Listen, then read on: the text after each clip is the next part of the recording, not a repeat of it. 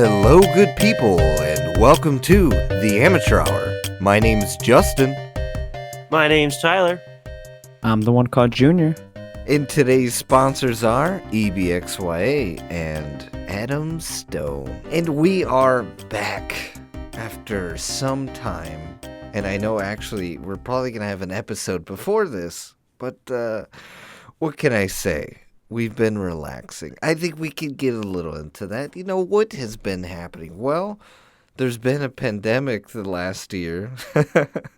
And a lot of stressful things that comes with the pandemic, right? Like, especially if you're, how would you say, social distancing, right? There's a lot of not hanging out with people and just kind of, it's a lot of burnout recently. And I think I was pretty burnt out. I think everyone else is pretty burnt out. And we wanted to have some nice time off. And so we gave ourselves a big, month. I think we've had a month break of not uploading.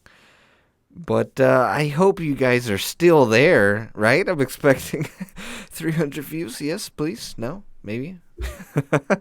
But Meanwhile, everyone that's watching, no. Yeah, it's like 40 views. But, I mean, regardless, we have 40 subscribers, so 40 views would be absolutely fantastic.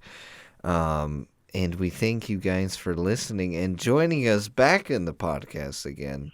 Again, we know it's been about a month that we've been uploading, but it's been burnout. I think we all, and I would say for anyone else who wants to take a break, we've all had a long year for sure.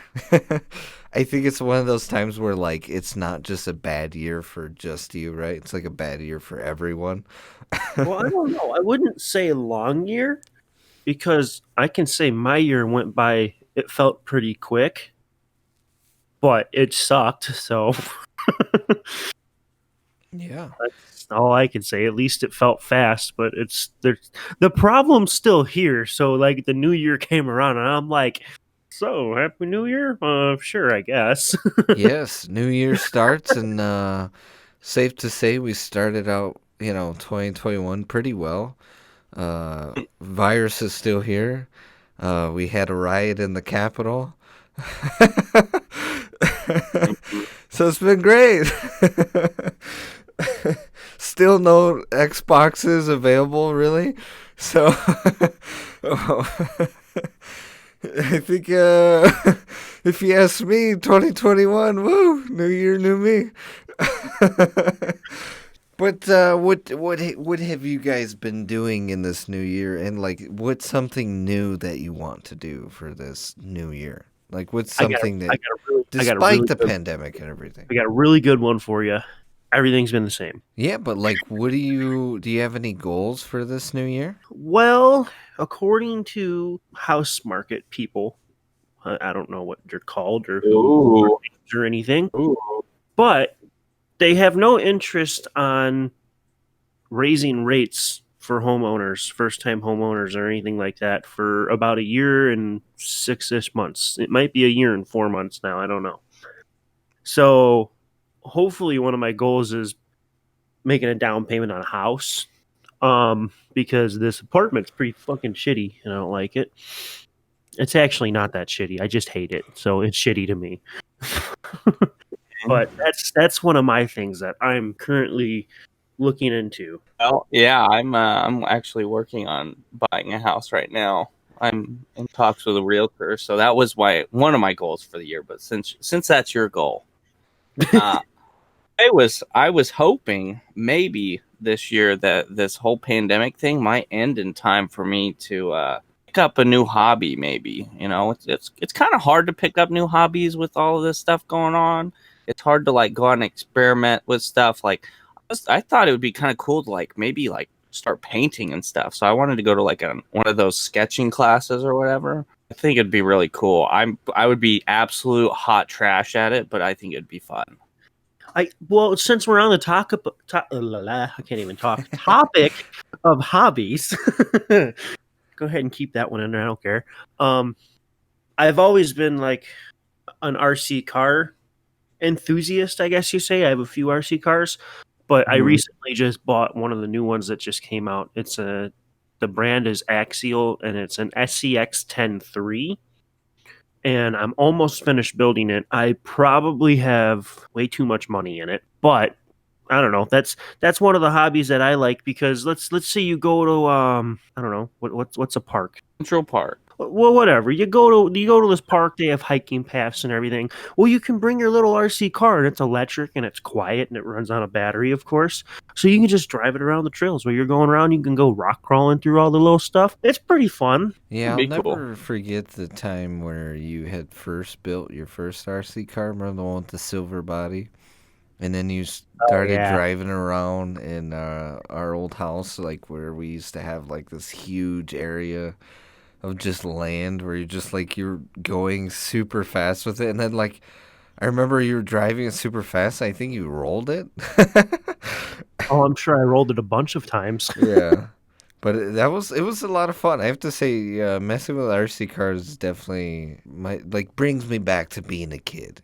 But I agree with you with the new hobby thing, Austin. It's like I try and think of the same thing where I would love to do a new hobby as well. Actually, I would like to continue my hobby that I haven't played in such a long time, which actually has been like about a year since I've went airsoft, and I'm kind of dying.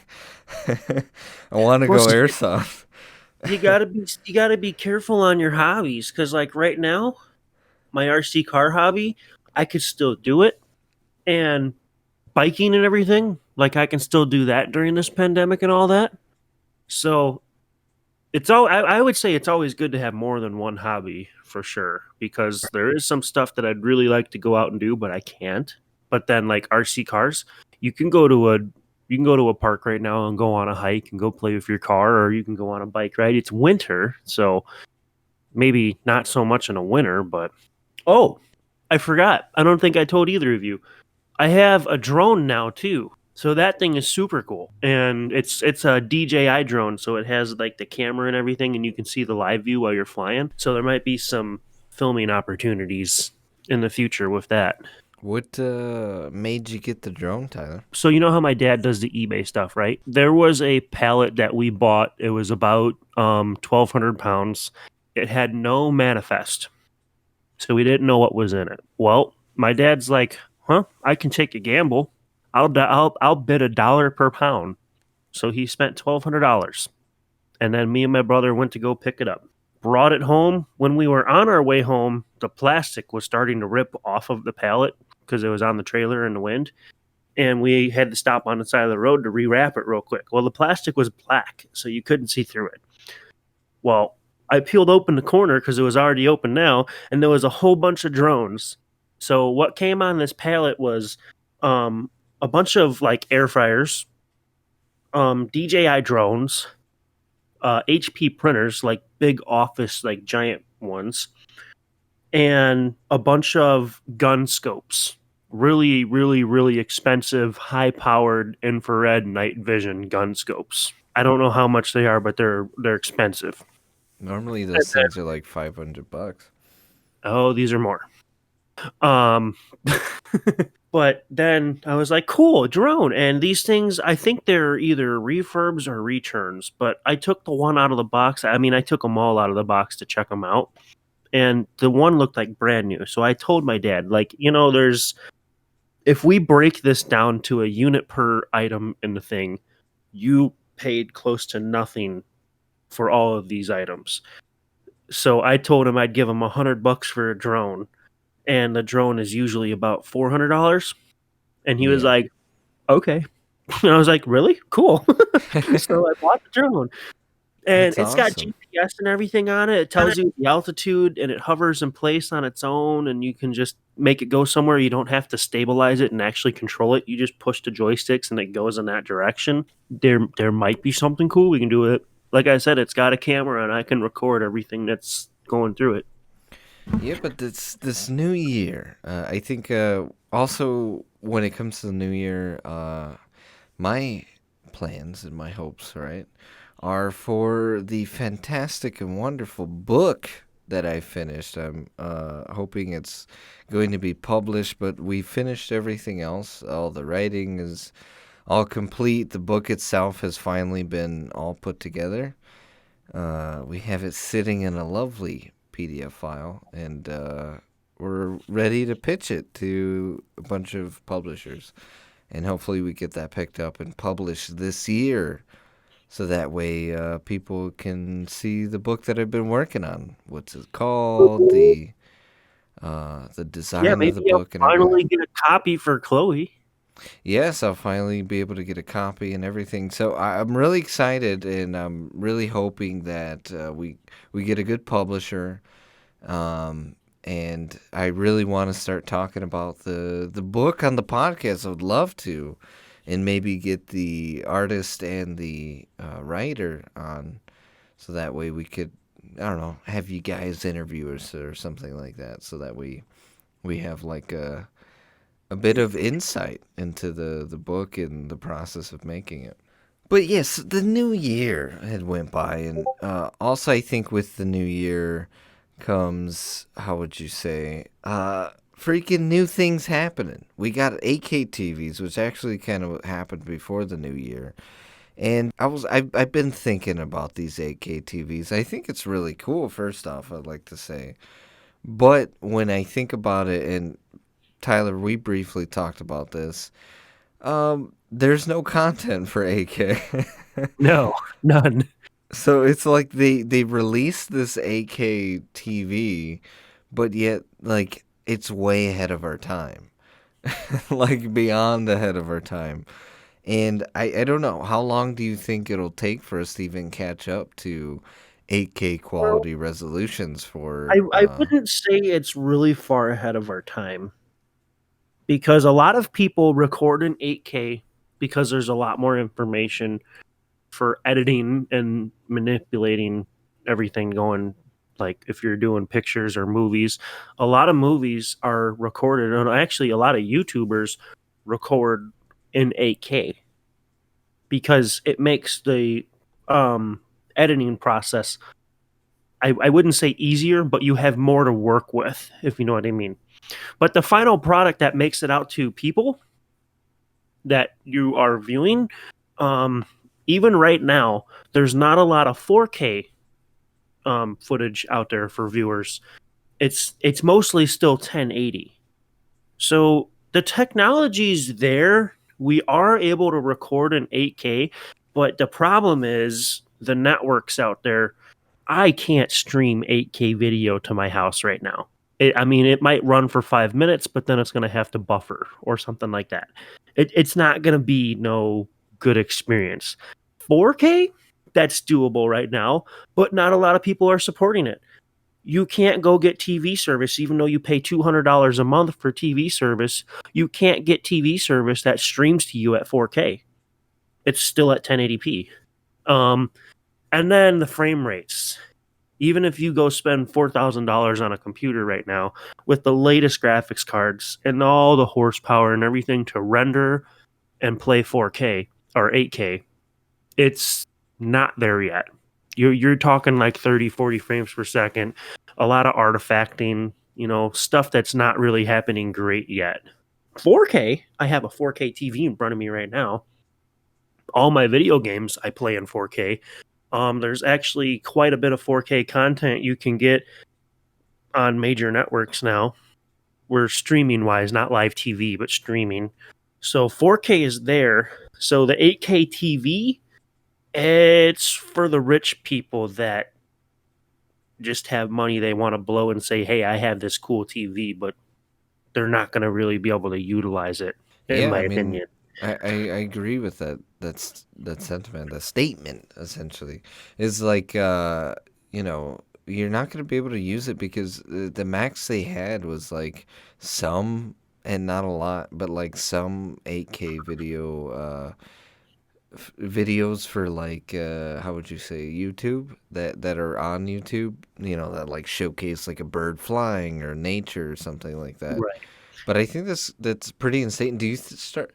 It has me thinking about the film industry, and I One start of the to. YouTubers I watch, it's Linus Tech Tips. he always talks about his camera tech and what kind of technology he's using. I mean, he's a tech YouTube channel, so that's kind of like what he does. But he's always talking about his new cameras and stuff, and he has Red cameras, which are 8K cameras. And he says they use them for, like I said, they record everything in 8K, and then they edit it in 8K. But then when they upload it, it either goes to 1080 or 4K. But all the extra information that's in every frame, you can get way higher quality footage out of. But the problem is, it takes a lot of space. Like those cameras, you basically use an SSD that's for a computer that has I don't know how much space, but I'm assuming probably 256 or 500, but it's plugged into this camera and that camera will fill it when they film a video. So that's another reason 8K is not there yet. The video compression is ridiculous. You'd have to stream 400 gigs over the network to watch a movie. Oh yeah, I remember what's it called? There was a time where if I wanted to upload, because I believe I could, I forgot what video I was able to upload at like 4K or something, and the amount of gigs, it was like 20 or 30 gigs just for like maybe like a 10-minute video. It was insane. The amount of gigs that it would take just for a higher quality thing. I'm like, okay, well, I'd rather upload it as a regular HD, 1080p, as opposed to this grandiose 4K. Given the fact that it just, I don't know, it's like, it's a bit much. Right. And that's a lot of storage for my computer. Well, yeah, that's a big thing is storage. But how many people are watching YouTube on their 4K TV in their living room? Some people have 4K gaming monitors that they might be watching on their computer. They do make 4K gaming laptops now. So there is people out there with 4K screens, but if you're watching it on a phone or you're watching it on a tablet, the screen is so small that you can notice the difference in resolutions, but unless you're paying attention, you're not going to know if you're watching it in 1080 or 4K. Now, if you blow it up on my 65-inch TV, then you can be like, holy shit, there's a huge difference because the pixels are further apart. And there's twice as many of them. But with 8K, the pixels are, let's say it's a 65-inch 4K next to a 65-inch 8K. There's twice as many pixels. The pixels are half the size. So I don't think, like, you have to get your eye really close to my screen to see the different pixels. I don't think you'll notice much of a difference from 4K to 8K. I don't know. I've never seen it in person, but I just don't think it would be a creditable difference. I agree. I 100% agree with that.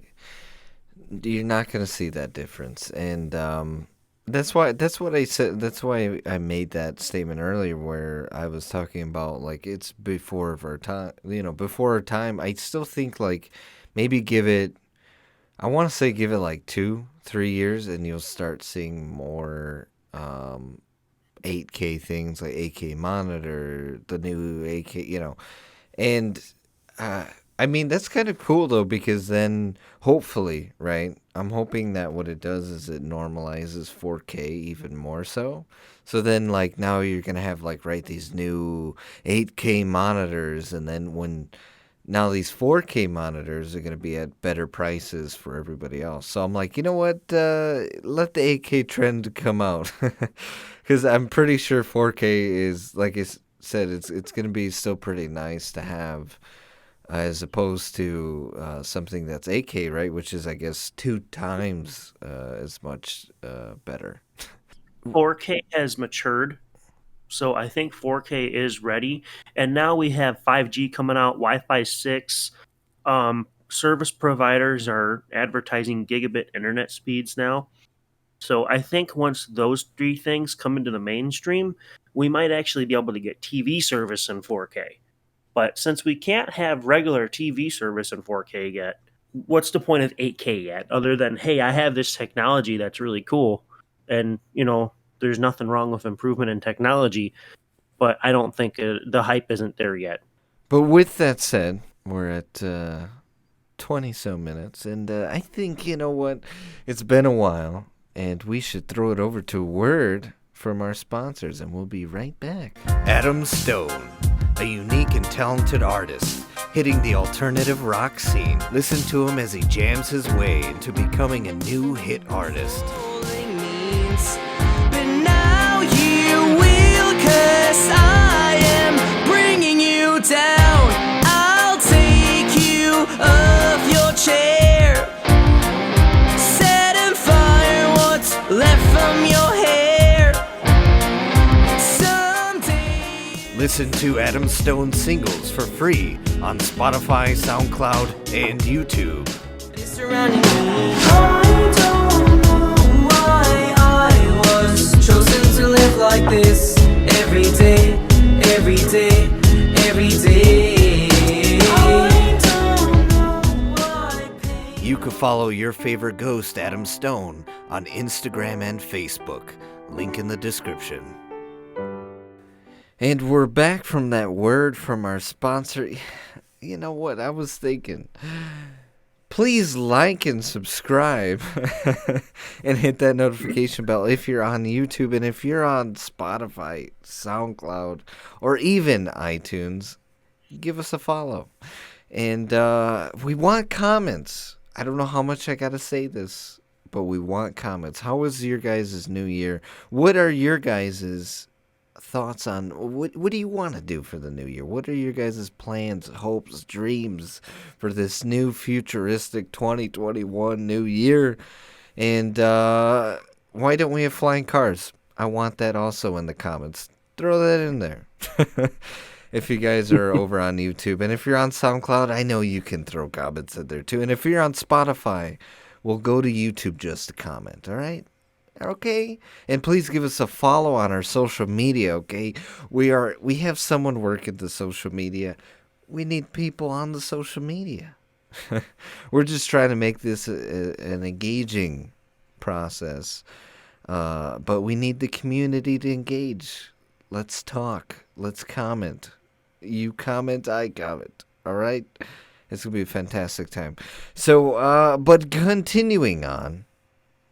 Oh, and by the way, I'll link in the description for all of our sponsors, which is just 2.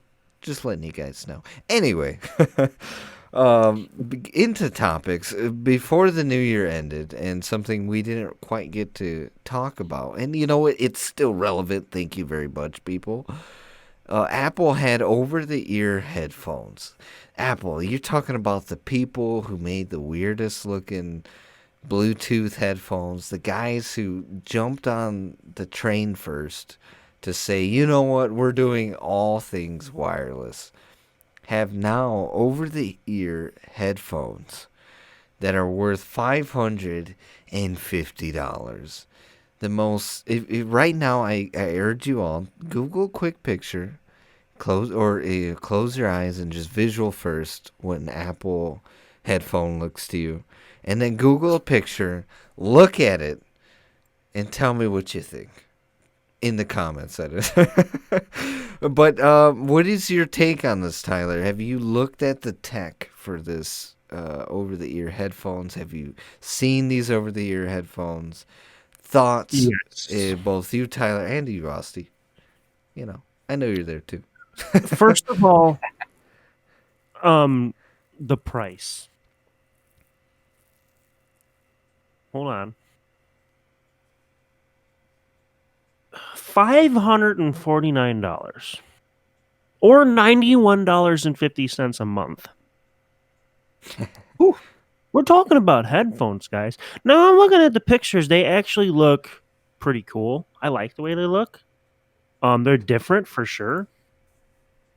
But $550.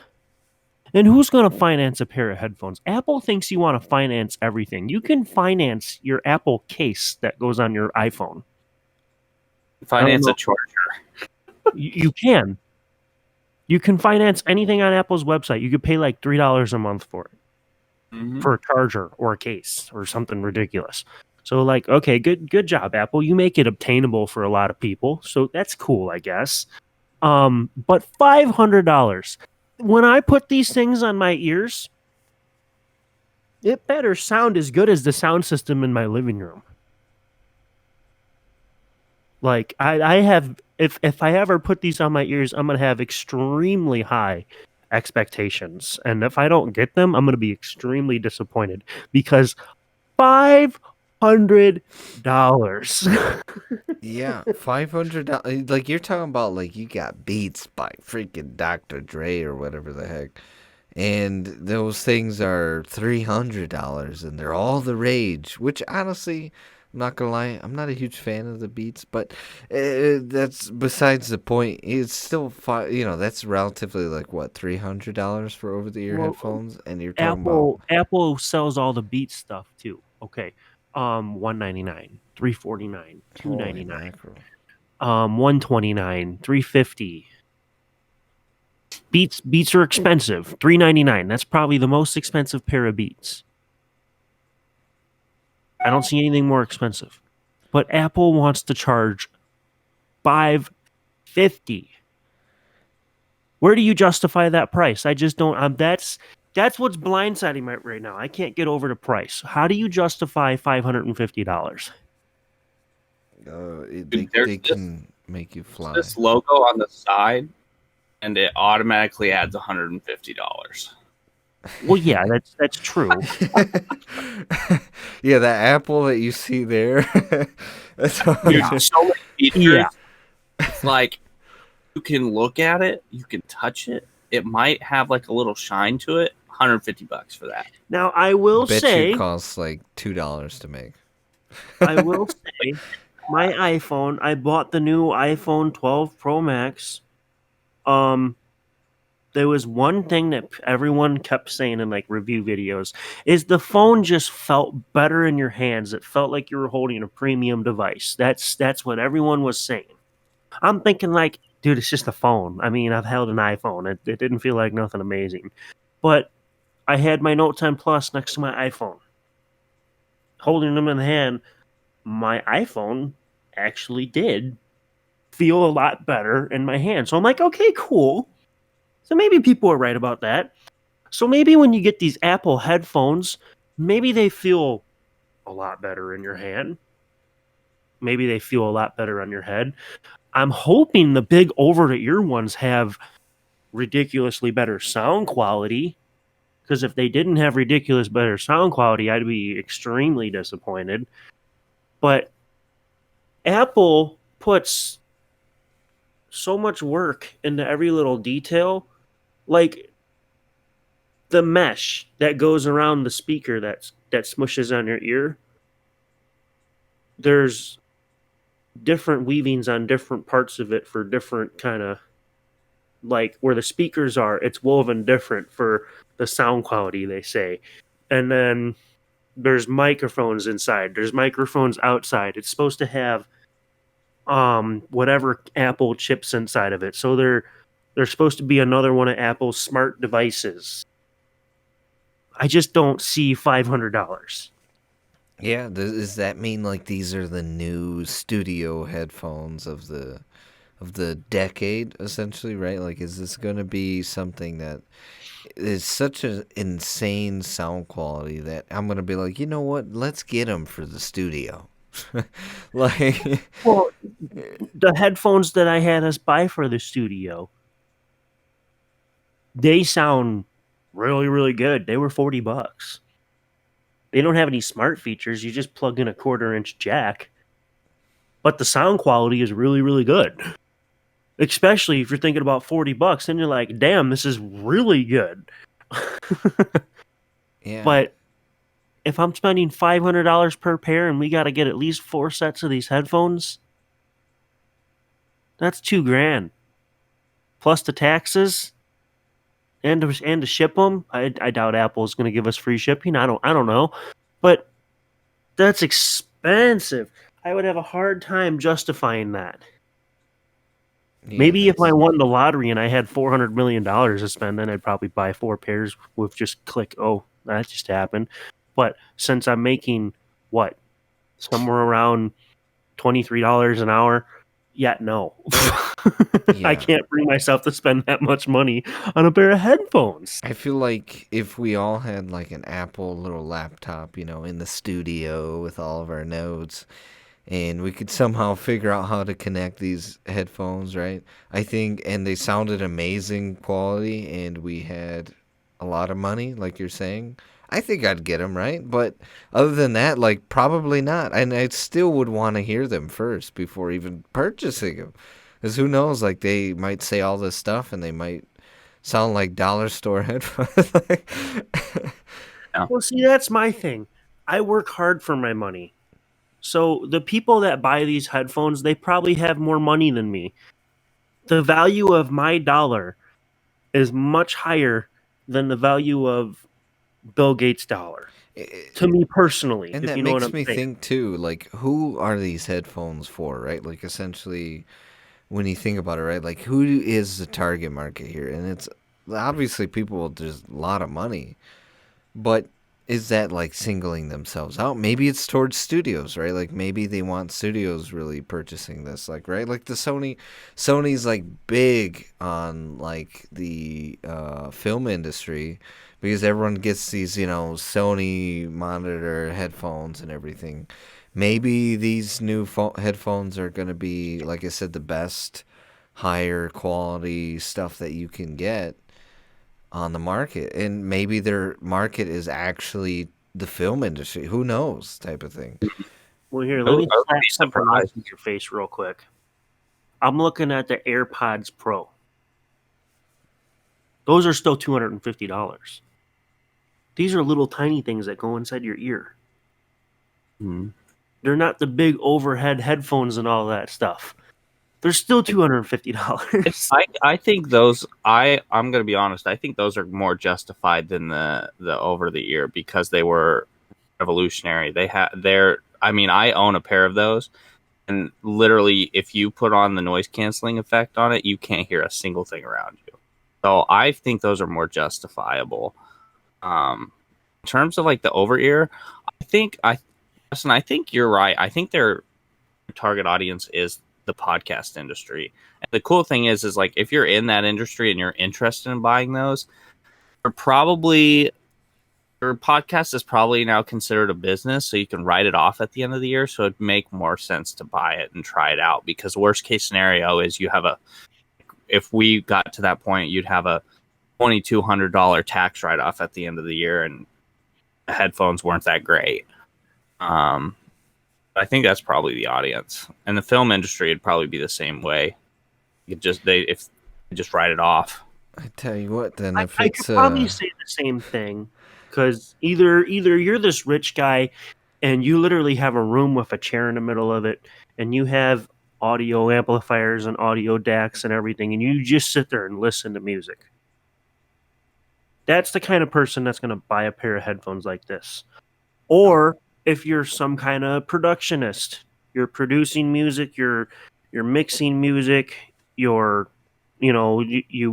need, there's some need for high quality audio over your headphones. That guy that bought this Mac Pro to work on with the $1,000 Mac display that doesn't even come with a screen mount because that's another $900. These people are the ones that also bought this pair of headphones now. It's definitely like it's a smaller market than like I don't know when the AirPods first came out. That was everybody wanted those. Like not as many people are going to want these. It's going to be a specific people that are wealthier, people who are really invested into the Apple culture, environment, ecosystem, as they would call it. If you have like iPads, iPhones, and stuff, like people like us probably aren't going to get them until they're like maybe $300. See, and that's the thing too. I feel like if you're gonna spend, I mean, that's a perfect point. Is like, if you're gonna spend $550 essentially on like these big pair of headphones that are supposed to be so fantastic. I think I would want these headphones to do more than just work really well with Apple products, right? Like, I understand that they're going to have this sense of like, okay, it's obviously going to work better if you use it with something Apple. But I think that if they're going to hit this price range, it should work with something, it just work just as good or even better with just normal products, right? As opposed to, and are these wireless or they're wired, right? I'm trying to remember. They're wireless. Wireless? Yeah, Wow. wireless. Holy moly. But, well, then I really hope they work just as well with other products. Well, that makes me wonder. Okay, if I go to Apple's website and I buy their most expensive pair of Beats headphones that are made to work with an Apple device, and then maybe I go buy a pair of Bose expensive headphones, are these Apple headphones going to be better? Or is there going to be better sound quality? Because I don't know how much Bose headphones cost, but I don't think they cost $550. And it looks like the most expensive pair of Beats headphones on Apple's website was $399. So if these are another $150, yes, they have the Apple logo on them, but they better sound $150 better too. You know what I'm saying? I'm just sitting here wondering, are they going to be that much better? When you go to Target and you buy the $25 pair of Skull Candy headphones, but then on the other side of the aisle, there's the $65 pair of Skull Candy headphones. I usually bought the more expensive ones, and they were way better than the other ones. I would expect that much of a difference buying these headphones. Yeah, I think for it to be worth the money, the battery life would have to be. Right now, I'm seeing it's like 20 hours, which that's pretty good. That's pretty good. That's quite a bit. I think that's more than the AirPods. But like, you're gonna have to have higher, substantially higher battery life. The sound quality has to be on par or better than the top of the line Bose Sony headphones. You're gonna need to have like all kinds of customization of the like sound. Like, should be able to have like multiple EQs on it, so like you can switch through. You're watching a movie, so you can change how the sound sounds, and then now you're just listening to music. You can change it some other way instead of having to like mess with it every time. Really good noise canceling. It does say it has like the transparency mode, which I think is really, really cool. Not $550 worth, but So it's really apparently cool. it has some kind of Apple designed driver. So Apple designed the speaker. I would like to see that speaker. Transfer remote mode, I am seeing that. But here's one thing that I've never seen before. Studio or spatial audio with dynamic head tracking. What is that? That's probably where all the money's at right there, because I've never heard of Well, that when my either. head's moving, these are doing something? Says using the gyroscope and accelerometer in AirPods Max and iPhone or iPad, spatial audio tracks the motion of a user's head as well as the device, compares the motion data, then remaps the sound field so it stays anchored to the device even as the user's head moves. So if you're laying on your bed and your phone is sitting straight up but you're laying down, it's going to change the sound to make sure that it sounds like you're looking at it straight. It's confusing. I don't know. I don't really know what that does. It's wonder like, if that why? works with the noise cancellation too. Because like let's say you're looking straight at something, and the microphones are working to produce noise in the headphones that cancel out what you don't want to hear. But if I turn my head, all that changes. So I wonder if it actively changes that too while you're wearing them. Like when you're walking past, let's say you're walking down the street of Chicago and someone has the bucket and the drumsticks. They're going to sound different in front of you than behind you and next to you. So I wonder if that actively tracks. Maybe. That would be really good. Really cool. Yeah, especially for like safety reasons, right? Like you're able to be able to hear that sort of, your surroundings essentially, rather than it just going completely dull, or like where you slightly can hear something in the background, for it to like actively pick something up in the background and have you have the ability to hear that, so you could hear someone walking up on you or something like that, I think would be kind of important for safety aspects. What version of Bluetooth are we on? Gosh, I think it said like 5 something. Oh, see, what's this? Bluetooth 5.2. That Yeah. looks like the latest version of Bluetooth out right now. So how come the Apple headphones are only 5.0? That's a good question. Well, I mean, it's also, I don't know, maybe it depends because they do have their own special wireless Bluetooth chip. I don't know if maybe they're on their own scale or something. Maybe. It is very interesting. No. I'm sure there's a lot more things that Bluetooth can do, though, too. Maybe you Yeah. only need 5.0 for audio because you can transfer data and everything over Bluetooth. Yeah, because like I mean that's also like connecting a controller, your Xbox controller to your Xbox's Bluetooth. So maybe 5.0 is the top of the line for just audio. See, No. and I think that's where, when I think about, again, this price, I'm really hoping that this device really works well, not just with Apple products, like with a regular PC or another phone as well, or, like I think those are important devices that I would hope that these headphones can work with and work just as well, and not like be like, okay, well, you're missing out on all these features just because it's not the Apple ecosystem. I feel like you can get away with that when it's right like $200 or something like that and they're Apple AirPods. But I think when it's like over the ear headphones, I just believe there's like a different standard for it, and especially at that price range, again, you're going to want it to work with more than just one device. I wonder if you can plug, because it has a lightning port for charging. I wonder if you can plug the lightning cable into it and actually plug it into your computer for better quality audio.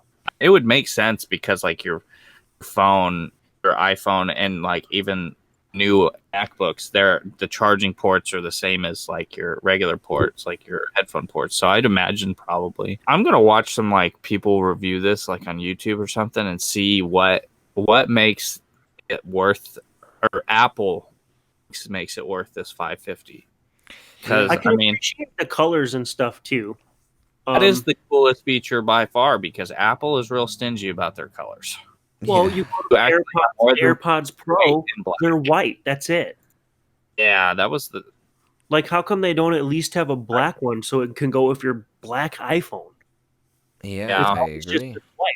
So Space now these you can get them in, a few different cool colors. yeah. If I were to ever get I love the space gray that Apple has, so I think that one's the best. I don't think these headphones look that great either. They're very simple design, and I'll have to say I kind of like the simplicity of it. Surprisingly enough, and I'm generally a person that They I'm don't very look. into the They don't style of look things, flashy. but I like the simplicity of it. I think maybe the color of it, because like looking at, if you aren't getting the black one, for some reason to me it just seems like, or I guess it's gray. I don't know. Something about it just doesn't add up for me. It's a pillow for your ears, dude, okay? I would probably get the black ones or the blue ones, but I'm with Justin. Nothing when you see. I'm surprised there's not an Apple logo on the side. Ripping us off. We Right? don't have the 150 logo. Hold on, the $150 premium. Where's the fucking logo? But yeah, I like the design. It's simple. It doesn't jump out in your face. There's nothing that's like, holy shit! Look at those headphones. They look kind of slim, lightweight. They simple design. I'm with Justin. I like the simple. There's something about, because like, first off, I'm not a like, that's I think one thing I don't like about the Beats is like the Beats really they're too gaudy to me, right? Like too out and there. they have like an industrial kind yeah. of look to them. They look like they'd be heavy and Yeah, they just don't. But The something headband on this about one looks super these, comfortable. yeah, and like I said, it's like I think with the Beats thing too. It reminds me of like this sort of elitist thing, or just like I don't know, it's something cringy about it, right? Like, but surprisingly enough, looking at these Apple over-the-ear headphones, to me, I like the simplicity. I like there's no label on it. There's no Apple logo on it. Something unique about it. Surprisingly enough, like I know I normally rag on Apple for things, and like I said, I was like, oh, there's not really a lot of change and like simple things. Like Apple works, right? And that's something that I think everyone could normally say. But there's something about these headphones that despite the price, I think I'm a little interested. I feel like if they're good enough, that's something maybe I would want to use in the studio, for example. I think I would want us to have like these nice over the ear headphones where maybe we could also listen to other things simultaneously, right? While also listening to our monitored like audio. I think that would be really cool. It would be very versatile for our podcast as opposed to having to play something out loud or and so I think that would be really cool to have in the studio, but again, I don't know the quality yet, and I really hope that they could essentially justify the cost. Because if so, then hey, above that tax write-off, Hey, dude, I mean, even if you can write it off, then it's perfect. Like, I mean, it sounds terrible, but like for example, I have a relative who she just replaced her computer, and she's just write off. Need a write off for the year because you made too much or whatever, or maybe you're just barely hitting like one bracket and you're trying to get below that, so you're like, boom, I want to hit this bracket instead. You just buy a $3,000 computer or $600 pair of headphones. Put them down as a business expense. I mean, I feel you in a sense. I think I would like to watch some like reviews of it, and maybe when all of this pandemic stuff is over and Apple stores are open again, maybe you can put them on yourself and listen and see what you think about them before buying them. Yeah, That's it definitely interests me. Amount of money. Something about them, like I said, it is very interesting to me, and I think, yeah. So, despite what I originally thought when I first seen them, and hearing the price, it's very shocking. But when I think about it, I'm kind of excited to see what they're gonna do in that sort of headspace. And I'm excited because, like I said, I would love to implement that in our podcast. I think, especially one day when we have our studio a little bit more set up with it being a little bit more professional. I think having a pair of headphones that just have that, wireless feel to yourself, can you imagine just stepping in for a moment and like sitting in a nice comfortable chair and just being able to move without having a wire dangling down, your neck, and having this ability for us to kind of connect and listen to something also simultaneously, besides like the monitoring, I think would be pretty useful in a studio setting. But keeping in the vein of tech and news-worthy sort of things is a recurrent event sort of things. The Xbox has been something, right, that has continuously, first off, being sold out, which is, I think, a good thing, but also probably bad when it comes to this whole pandemic. But with that said, Austie over here was able to get his hands on one before Christmas time. And I kind of wanted a little bit of a review. It's a current event, right? A new system comes out. I think I would want to hear your take on it. All right, so Let down its shit.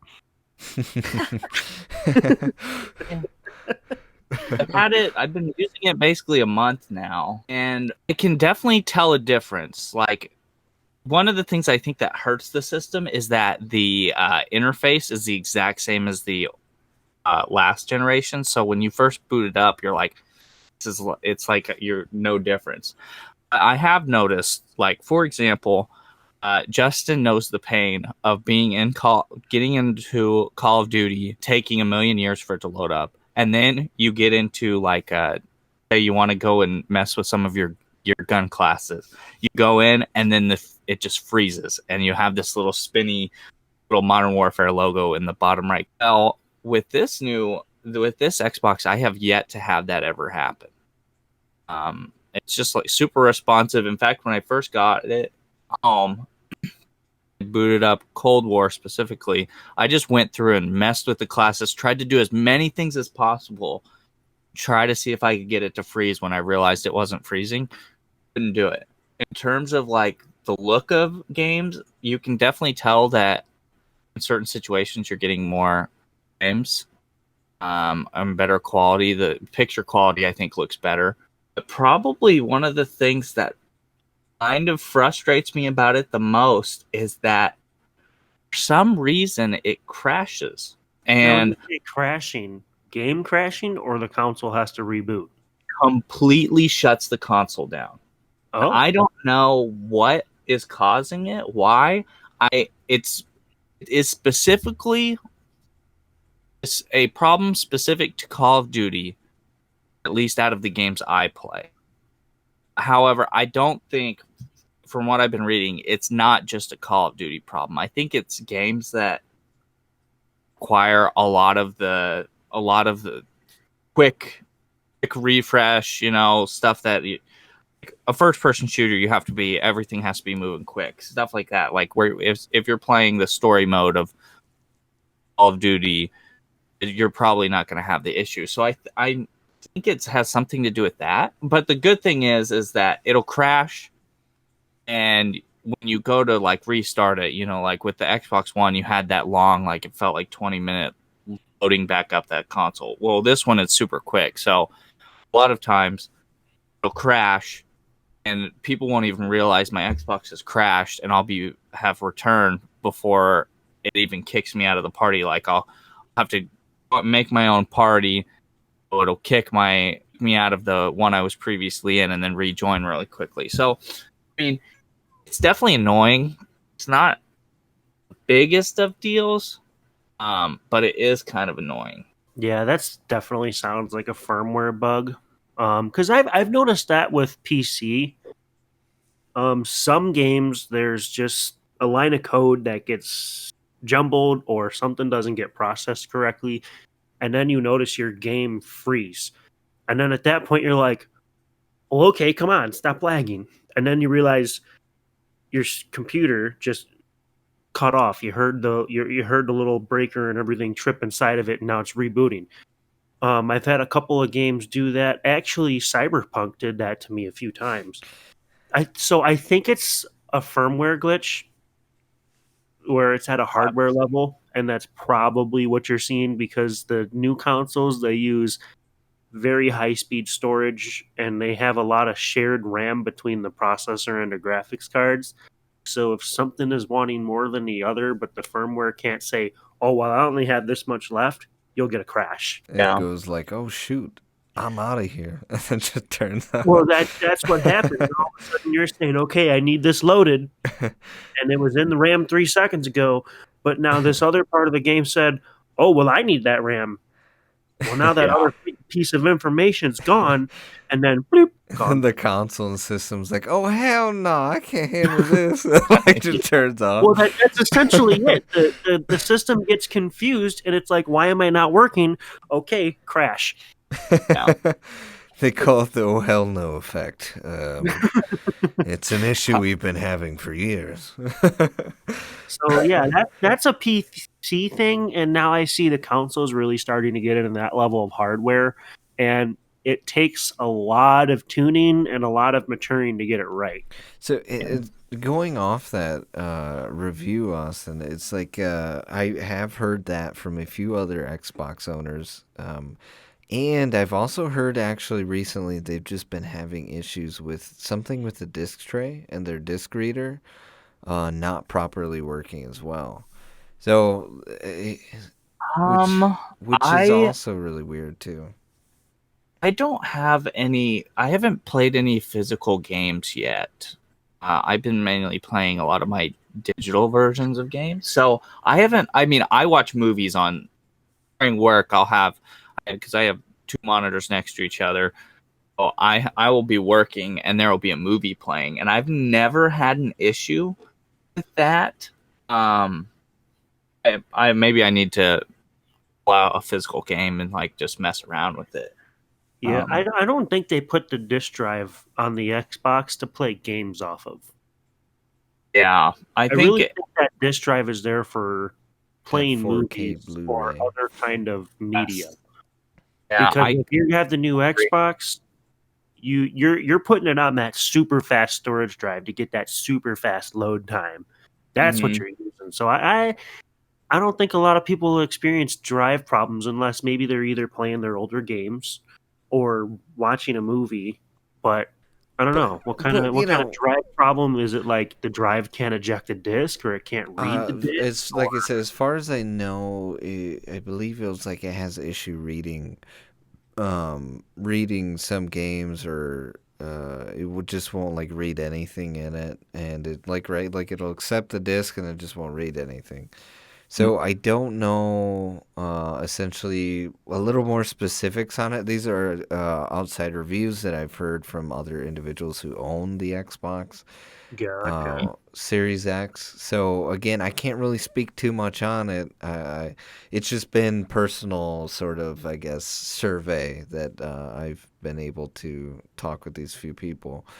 But I mean, dumb to ask, but go ahead. I think they're putting it in correctly because it's not very obvious what direction you put it in unless you put it on its side. Again, I have no clue. It might be user error, but it has been something that I've heard someone else, at least minimal 3 people mention with the Series X. So other than that, like, I don't know. Maybe they're putting it in upside down because, like you said, it's not necessarily marked which direction to put it in.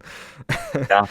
But you know, regardless, I definitely feel like obviously every system when it first releases has its kinks.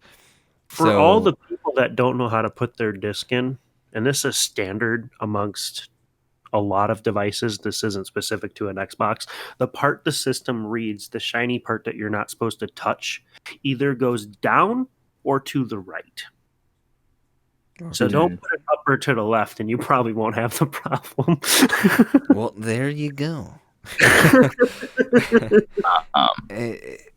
You know, and if you don't know how to put in a disc facing the left way, you might want to flip your Xbox over because it's going to overheat. Who knows? Maybe they're trying to put it at the top of the console, you know, thinking it'll fit through the holes or whatever. They're breaking their disc into little bitty pieces and dropping it down in, expecting it to reef.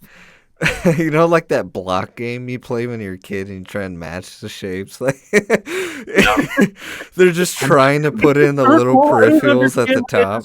In the circle. Just imagining some like late 20s greasy man just freaking grabbing his console and just like jamming a disc, trying to force it into the top of it. To be fair, you did have people vaping into your Xbox at a time. Yeah, that happened. That was something. Yeah, so you know, it's I wouldn't put it past people. Okay. All right, I'm just saying, okay, we're super smart. No, I'm just kidding.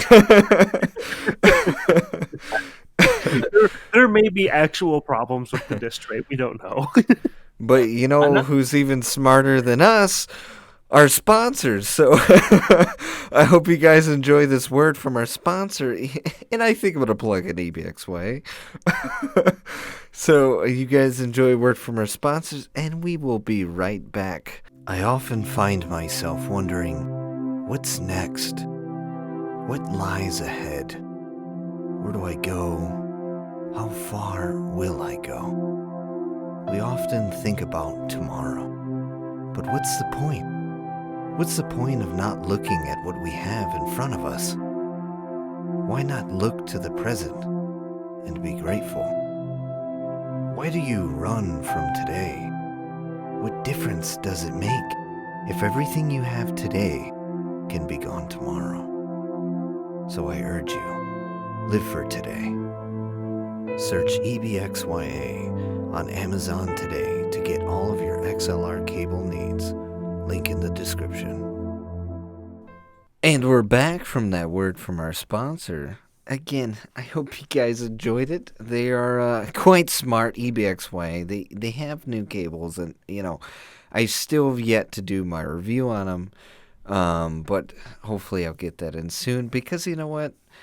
I like to relax every once in a while.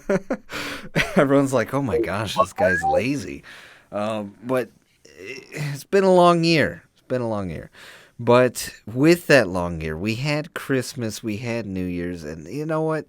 How did you guys feel about New Year's? Because it felt weird to me. I watched the New Year's in Texas. Like, it was like Austin, Texas or something like that. And, they do the ball drop or you do the countdown. And it looked like it was like super cloudy, and it was like there's tons of smog, it looked like.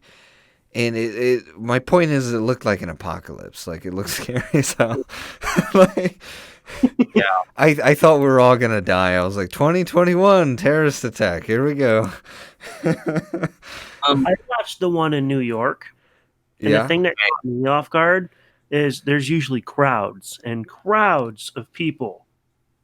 Minimal people everywhere. Minimal. It was just weird to watch. One of the things that really made me uncomfortable about the New York one was that the lady that was the co-host of it was like really just like, I don't know if she was nervous or something, but she was like freaking me out. Like, I felt uncomfortable watching her. Like, whenever you see somebody do something embarrassing and you like feel embarrassed for them, that's how I felt the entire show.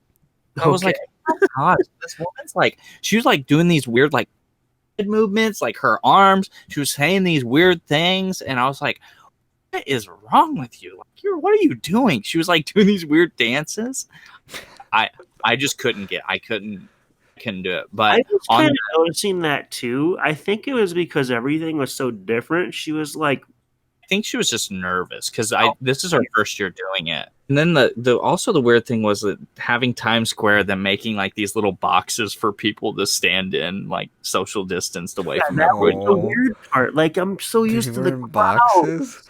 It was like kind of like a box, like you know how they have like if you go to a concert or something, they have like those gates so you can only go like so close to the stage and such. They would like basically like made like a square area for and so there would be like 6 people, or one group of people could be in one of those boxes, and then 6 feet or 8 feet or whatever. It looked like they were spaced out even more than 6 feet. I think they were spaced out like 10 feet. There would be another box with like 4 or 5 people in it, so on and so on. No, I'm wondering, when I was watching it, how expensive was it for you to get your little box to stand in? Honestly, I bet you it wasn't that expensive because nobody wanted to do it. I feel like nobody wanted.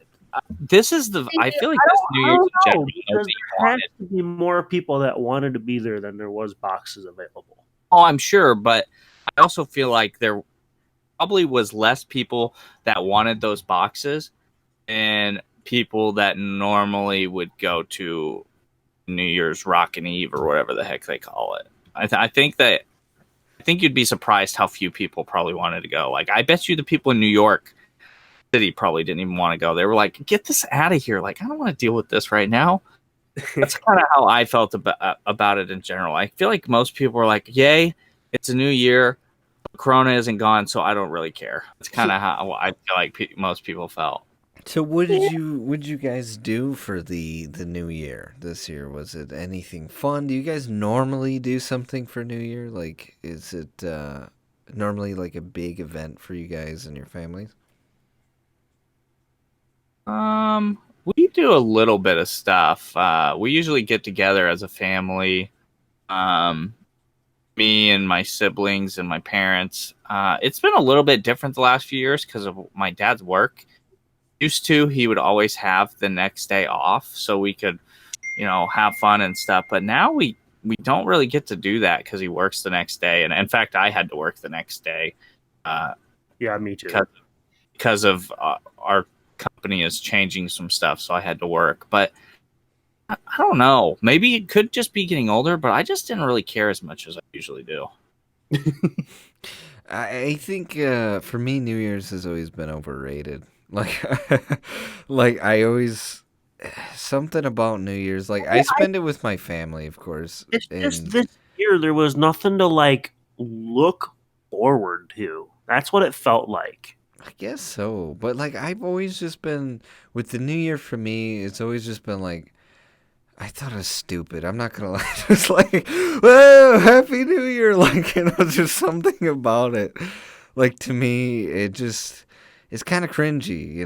Like I've never been about it. Like I enjoy spending it. Like I'm like, oh, it's a holiday, right? Like I think any excuse to have that time with my family and like be around them is nice, but For me, essentially, to I get don't all the know. junk feel food and I don't know, maybe play some stupid game because there's more people here than usual and stuff like that. But this year, social distancing, it was very, very limited. Like, I didn't even go to my parents. My brother came over and it was like, yeah, we got some junk food. We watched TV. We watched the whole thing. But it was just like, okay, cool. Good night. I got to go to work tomorrow. Yeah, it's just something about it. Hey, this whole year has definitely thrown us for quite a loop. If I'd say, it's just I can't say enough. I'm waiting for that just moment where this virus dies down and we could finally just go out. I'm gonna be out like every day. Like it maybe not. Here's the thing. I say that but maybe not because like if I have a thing where I'm not a big fan of crowds. I get anxiety with a lot of people. Oh, I hate. I went to the store the other morning and there was a lot of people out shopping and stuff and I was getting anxiety and it was just like so I don't like crowds anyway, so I might just stay inside anyway. But I mean to go out and just I don't know. I definitely want to see friends and just I miss going over hanging out with Tyler. I miss going out like having you guys in the Couldn't podcast studio. What happened? No one said you couldn't come hang out. Right? And it's Very like one of those things where, it's same I think with, hanging out with Junior and stuff like that. I do my best to social distance for the most part. But like I just miss the normalcy of it, right? well, how it And is for me, I work out in like the worst part of it. I go to everyone's house where everyone's dirty, everyone's doing their own thing, no one cares. When you're in your own house, it's all different. But I keep my hands clean. I wear a mask. I wear gloves. When I come home, I shower. I do all that. I haven't gotten sick yet. Hopefully, I'm not jinxing myself because that would suck. Oh, no. But You for me, oh, it's like if you know who you're hanging out with and you know how that person is taking care of the situation. There's a couple of people that I'm like okay with going and seeing, but I'm not gonna go to like a public place and sit down and have something like that. But like hanging out once in a while, I mean, I'm okay with that. yeah, like and then I would say this too. Um what do you guys feel? Because this has been like in my mind too. Is like how they change everyone's like sort of work style and stuff like that. Where now you work from home and you have this more relaxed set, like just relaxing work environment. And it same goes for the film industry. This is something that we've talked about several times in my college courses. Is that like now to meetings back then, like okay, we'd send you for a plane and you have to meet in person for like a couple hours, and then now there's Zoom, and so now all these business folk are getting used to Zoom and all that stuff. I So think how do you guys feel that the work environment's gonna go do you think it can go back to normal? And if it does, do you think we're gonna get the same amount of productivity? I think it's going to be a real eye opener to a lot of people because, like you just said, why do we have to send these people to this location to have a meeting when during this we could still have that meeting and we just connect over the internet? I will agree because there's a lot of people out there that are going to say a meeting in person goes smoother and it's more normal. But there's a lot of people that are going to be like, well, now it was so much cheaper to have some of these people working from home and some of these people doing meetings over the internet because how much power and how much resources are you saving at the office? So I think there's going to be probably some permanent changes that really allows people to be more versatile working from home or doing more meetings over the internet. I don't think there's going to be as much of these big meetings except for the fact that maybe you're going to want to do it because you haven't done it in a while. Yeah, I mean, I can see that happening, And it's like one of those things where, though, I'm a big advocate for meeting in person and having conversation in person. Right? Like if I can, right, I'll have a meeting over the phone. But I think in person, it's so nice, right? Like when I was creating this book, a lot like every one of our meetings was always online. Like it was always right us in a Discord call and running through everything and talking about all the ideas and everything about the project. But there's something about when like at first I did a meeting separately with everybody and having to sit with them for a couple of hours and then after like going out for like lunch or something like that. It was very comforting and very relaxing. But I feel like you, Tyler, like where I do believe that now it's gonna be this new set trend Yeah. essentially where people I, are like, okay, well it's cheaper to have this person work from home, so let's just have it. same way. I think I would want to have a meeting in person. And that might be partially just because even at work, we can't have a meeting in person. It just doesn't happen anymore. So I think it's going to be everyone's going to want to have meetings again, like in the office and everything. But then, like for the podcast, it would have been just our norm anyway.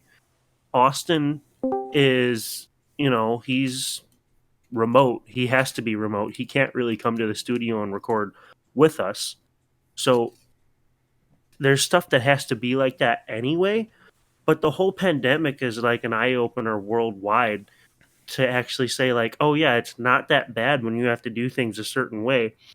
And then we have people like Destiny where she's in New York and we have meetings with her.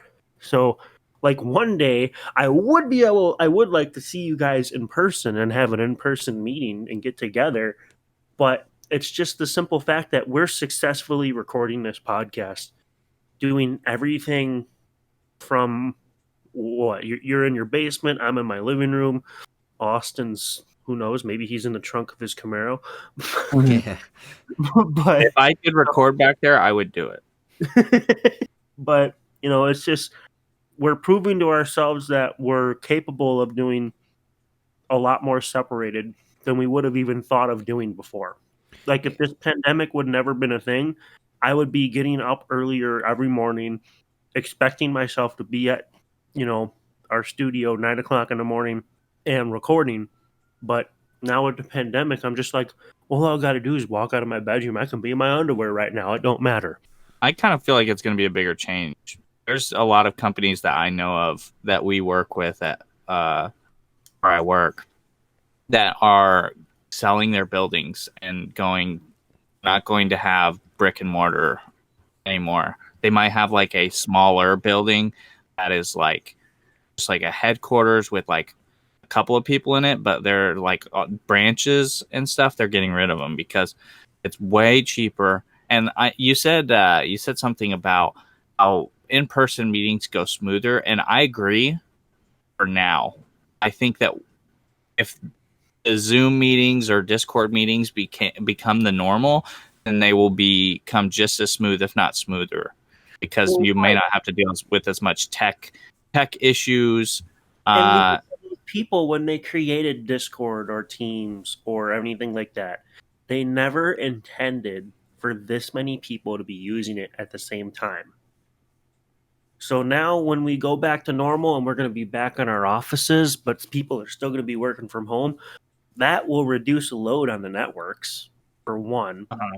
But at the same time, people are actively working to make these applications better and more suitable for these situations because it has to be that way right now. So when we go back to work, this is going to be, it's not going to be the new norm because it's going to be natural for people to want to go back to how it was because they're comfortable that way. But at the same time, there's going to be a lot of people that are, realist and practicalist, and they're like, well, it worked really well like that, and I saved all this money doing it this way, so we're going to keep on doing it this way because it works well. Well, I think younger, if you're like a company and your CEO or your board is like younger, like if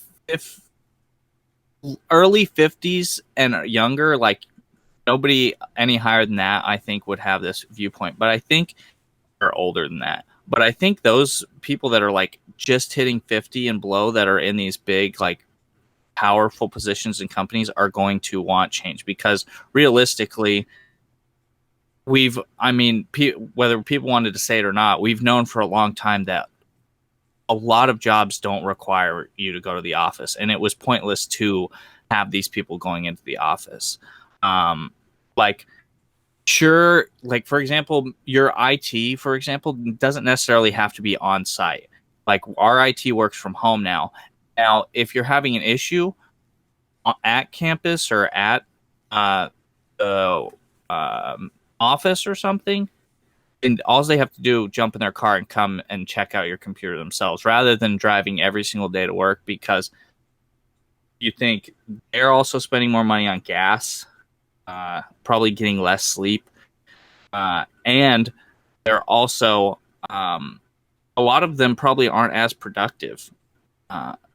Like I know for myself, since working from home, I'm way more productive than I was in the office because like before in the office, you have to pretend you're busy. So you do a lot of meaningless tasks. Whereas when you're at home, you do things, you get things done super quickly, super efficiently. And then once you're done, you're like, okay, your boss can send you more stuff. Whereas when you're in the office, you're like, okay, I've got to prolong this because I may not have anything the rest of the day, stuff like that.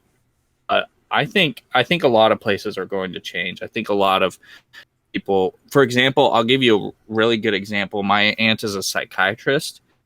Psychiatry is going to change forever.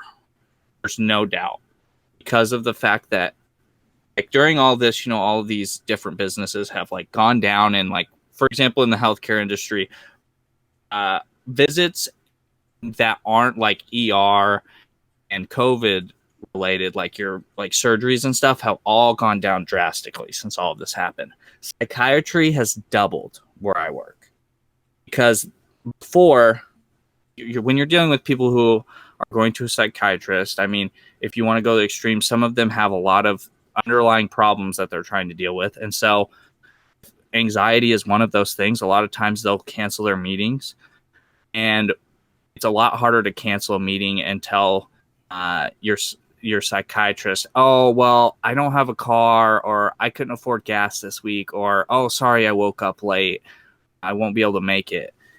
Now it's like, oh, well, that's okay, I don't have another meeting, you can just go ahead and jump in on Zoom real quick and we can do our session. I think it's changed that industry in particular a lot. Like it's going to be completely different going forward. Yeah, it's definitely going to depend on the type of job you have and what you're doing. That's going to have a really big impact on how you're going to handle it. But yeah, I think there's something important about though keeping work and home separate.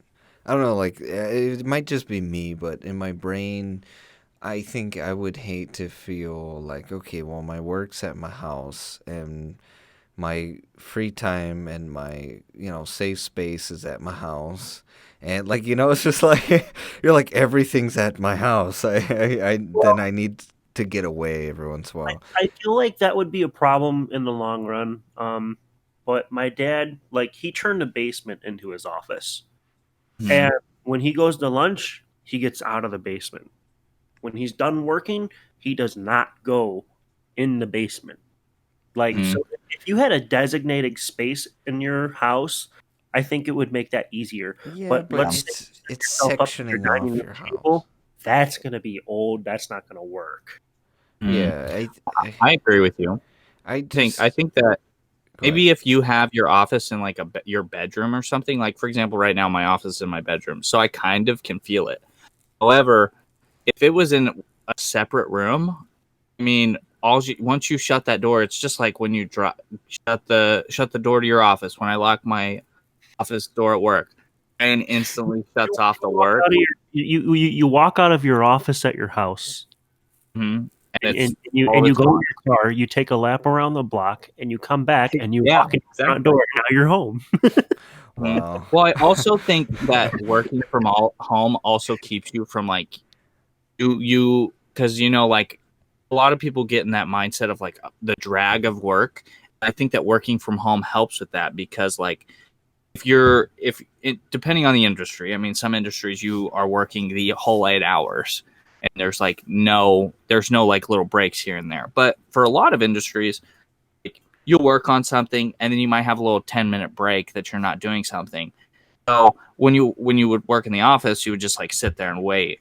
Whereas now you can just like, oh, well, since I have these quick 10 minutes, I'm going to real quick go and finish mowing the side yard real fast. You can switch modes real quick back into the home mode. So I think some people it might be an issue, but I think for a lot of people it won't. And you make a statement there. Like sometimes, like my work, I have to travel to people's houses. My job hasn't changed for the whole thing, so it doesn't really apply to me. But let's say you're at your computer and you're really trying to figure something out and it's just not working. When you're at work, what are you going to do? Go to the break room, grab something from the vending machine? You're not really like losing your train of thought. When you're at home and you really just need that quick break, you can actually go turn the TV on and watch an episode or something. Or you can go to your kitchen and make a real meal. Or maybe your kids are there and you play with your kids. You completely separate yourself from work. You get a legit break. And then when you come back, you're starting fresh again. You might be able, you can rejuvenate right. home, whereas you can't necessarily do it. Like for me, my thing is whenever I'm not doing something or like working on something for work, like I have all day long, whether I'm looking at it or not, I have some type of show. Right now it's Pokemon. Pokemon is always running on the screen next to where my work. So whenever I'm typing out and doing some work, occasionally I'll look over for like 5 minutes, watch a little bit of the episode, be like, all right, back to work. So it's like your brain doesn't have to I think it's probably going to be better for people's mental health too, because your brain doesn't have those like two polar opposites of I have to be in work mode and then now I'm in home mode. Yeah, I think it could reduce some stress levels and stuff like that. I can understand where Justin's coming from, where he feels that if I'm working at home and I'm living at home, I'm never leaving home. I can understand that aspect. But I think as long as you give yourself the right breaks and as long as you have like a good designated area, I think you can cope with that. But I mean, all people are going to be a little bit different, so you can't just say for everyone. I think like I'm a big person that my house is my house, right? Like I don't like to make it like it's my business area too. I'm just that big person that believes in separation of work and in home life, and like I have like a social life, right, and then I have a home life too. So like I'm big in separating those sort of categories essentially. So I don't know. That's why I didn't know how other people felt on it or their thought processes on with this new light of the pandemic has been shined on the work environment. But I mean, some interesting stuff and interesting takes. But with that said, we are at time. We are at time. And it's been wonderful recording this podcast again. We're going to be back on regular schedule. So just know every weekend, Friday to Sunday, there's going to be a new episode up every weekend. So be prepared. I know it used to be every Fridays, but it just works out a little bit better for me to do every Friday through Sunday uploading an episode. So just be aware. Follow us on our social media because we do let you know when we're about to upload.